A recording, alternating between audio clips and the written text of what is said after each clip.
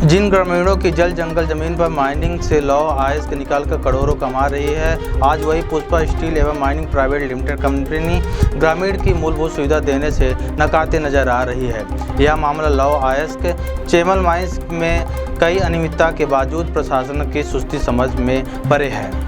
Pushpa steel and mining private limited के श्रमिकों ने अपनी मांगों को लेकर पिछले कई दिनों से धरना प्रदर्शन कर रहे हैं। प्रशासन और माइनिंग कंपनी पर मजदूरों ने कई गंभीर आरोप लगाए हैं। आज भानु प्रताप में यह प्रेस कॉन्फ्रेंस अपनी समस्या बताई है। मजदूर ने पुष्पा स्टील और प्रशासन पर आरोप लगाते हुए कहा कि कार्य करने वाली कंपनी मजदूरों की शोषण कर रही है।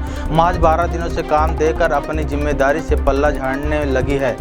वहीं इस समस्या को लेकर प्रशासन को अवगत कराया गया है। प्रशासन अभी तक इस पर कोई ठोस कदम नहीं उठाई है, जिससे मजदूर को निर्धारित 26 दिन तक कार्य नहीं मिल पा रहा है। पुष्पा स्टील माइनिंग कंपनी से प्रभावित 5 गांवों से लगभग 500 ग्रामीण लगातार भीषण गर्मी से धरना प्रदर्शन कर रहे हैं, जिसके बावजूद प्रशासन कोई ठोस कदम नहीं उठा रही है। न ही Pushpa steel and private mining company ठोस कार्रवाई की है। वहीं मजदूरों ने कहा कि खान सुरक्षा महानिदेशालय के खुलेआम मजाक उड़ाया जा रहा है। यह न सिर्फ मजदूरों की शोषण हो रही है, बल्कि माइनिंग नियमों की भी धज्जियां उड़ाई जा रही हैं। ठीक। सबसे पहले आप लोगों का बहुत बहुत धन्यवाद पत्रकार भाइयों को। आज हम लोग यहाँ जो बैठे हैं कि चेमल माइन जो है आपका पुष्पा स्टील के अंदर एक लगातार 22 तारीख से आपका स्ट्राइक चल रही है। 7 तारीख से आपका मिनिमम वेजेस के ऊपर और बहुत सारे श्रम कानूनों के ऊपर वो लगातार जो आपका पुष्पा स्टील है 6 से 7 साल लगभग हो गया है, वहाँ पे मिनिमम वेजेस और श्रम कानून का खुलेआम उल्लंघन किया जा रहा है। इस विषय में हम लोग निरंतर 2021 से प्रशासनिक अधिकारियों को अवगत कराने के बावजूद भी वहाँ पे माइंस प्रबंधन जो है खुलेआम वहाँ पे लोगों का, स्थानीय लोगों का, ट्राइबलों का खुलेआम और गुंडागर्दी के तहत वहाँ पर के शोषण किया जा रहा है।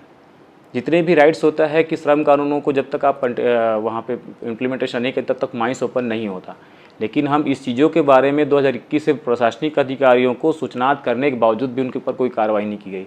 जब वहाँ लेबर अपने राइट्स के लिए उतरते हैं तो उनके ऊपर दबाव बनाया जाता है और उनको स्ट्राइक करने से रोका जाता है। उनके फंडामेंटल राइट्स का खुलेआम उल्लंघन हो रहा है। अनुच्छेद 13 से भी वहाँ पे है उसमें, लेकिन ऐसा कोई कानून भी नहीं बना है कि आप फंडामेंटल राइट्स का अगर आप डिमांड करते तो उनके ऊपर कार्रवाई होनी चाहिए।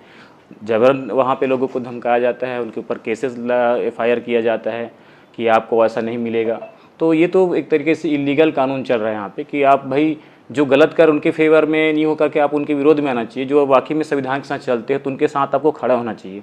तो ऐसा हमें प्रशासन की ओर से भी थोड़ा सा हमको आपत्ति है कि वाकई में जो न्याय के पक्ष में खड़े होना चाहिए प्रशासनिक अधिकारी को आज हमारे साथ नहीं है।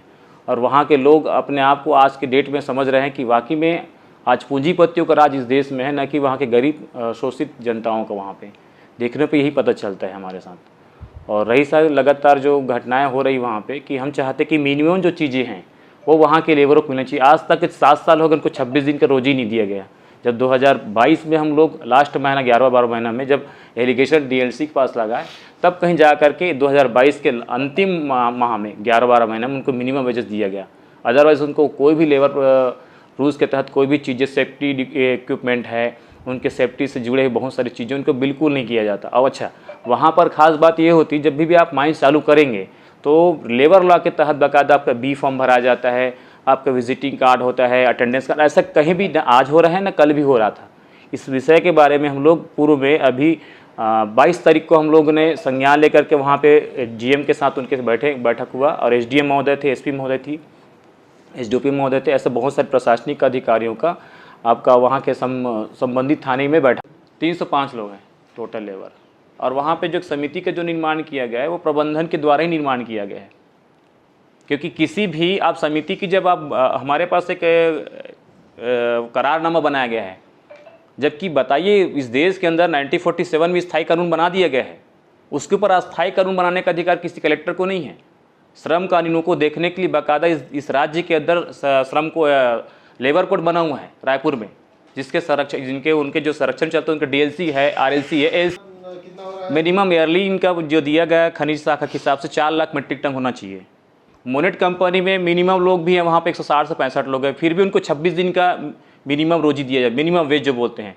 केंद्र सरकार और राज्य सरकार के द्वारा डिसाइडेड जो होता है रेट पर डे का, वो मिनिमम वेज भी उनको दिया, पूरी फैसिलिटी दी जा रही है। लेकिन ये ऐसा माइंस है जो 6 साल से उनको कुछ भी नहीं दिया जा रहा था।